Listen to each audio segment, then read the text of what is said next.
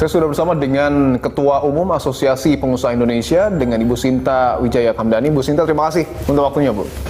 Bu, kita tahu bahwa sejak tahun lalu ekonomi kita itu dalam kondisi yang dipenuhi dengan tantangan. Begitupun halnya di tahun 2025, meskipun baru memasuki periode awal, tantangannya juga tidak bisa dikatakan ringan. Apa tantangan yang harus diantisipasi oleh para pengusaha kita?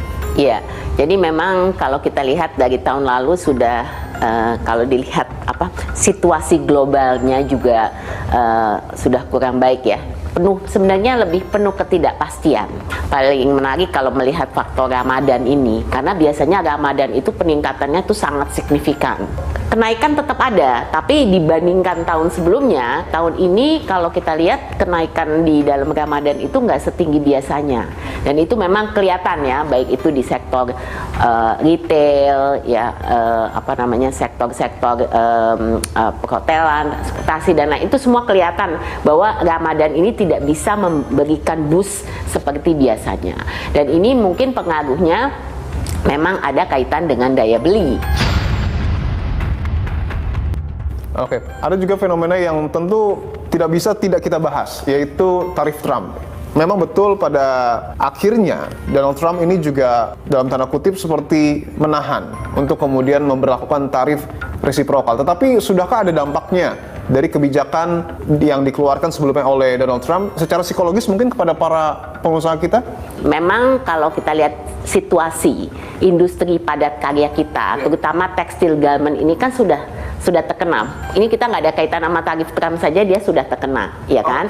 Kan kalau kita udah lihat PHK yang terjadi, PHK banyak yang terjadi itu kan lebih dari sektor tekstil garment itu terutama. Jadi padat karya ini. Ditambah dengan apa yang terjadi baru saja itu yang namanya Liberation Day, April 2nd, kemudian memberikan tarif reciprocal tarif yang cukup tinggi ke banyak negara. Nah itu kemudian kena dong kepada eksportir. Nah kalau kita lihat eksportirnya Indonesia ini siapa yang ke Amerika, ya kan? Kan kita lihat nih, tekstil garment memang salah satu yang paling besar, 61% loh bangsa pasarnya di Amerika. Kemudian ada alas sepatu, juga ada tentu saja permesinan elektronik itu, komponen elektronik itu semua juga kena. Terus udang. Di sini yang eksportir yang terkena ini juga yang sekarang ini di Indonesia juga sedang masalah nih, industri padat karya kita. Nah ini yang makanya faktornya kemudian menambah tekanan yang sudah ada. Bu Sinta juga sebelumnya sudah mengatakan Bu ya dalam Sarasehan Ekonomi Nasional bahwa sudah berkoordinasi dengan importir di Amerika Serikat. Sejauh ini yang paling baru koordinasinya hasilnya apa? Ya, jadi setelah kami juga sudah banyak berkonsultasi dengan pemerintah ya. Jadi memang kalau kita lihat salah satu upaya untuk bisa kita kan mesti negosiasi, ya kan?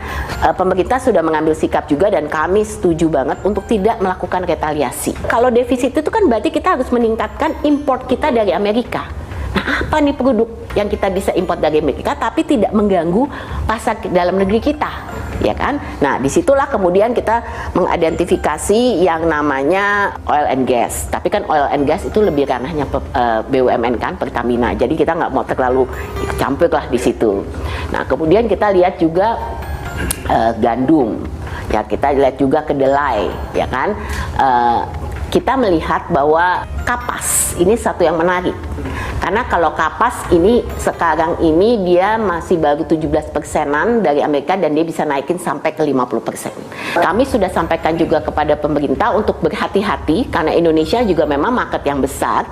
Jangan sampai kemudian kita didumping produk-produk yang nggak bisa ke Amerika, ya kan? Didumping semua ke Indonesia. Kita harus siap dengan apa? Dengan mekanisme anti-dumpingnya, safeguard-nya, gitu kan? Ini semua mesti kita siapkan gitu.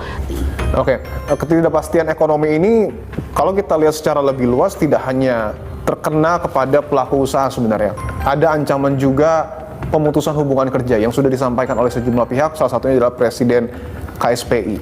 Apakah Bu Sinta juga mengamini bahwa ketidakpastian ini juga membuka peluang PHK yang kemudian terjadi di kemudian hari? Ya, jadi kalau kita lihat PHK itu kan sebenarnya sekarang sudah terjadi.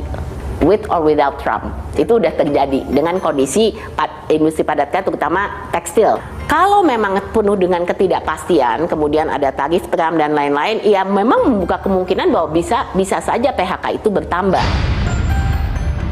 What can we do? Apa yang bisa kita lakukan untuk jangan sampai PHK itu bisa terus bertambah gitu kan? Nah ini yang mungkin yang harus kita kembali, bagaimana bisa merevitalisasi industri padat karya di Indonesia.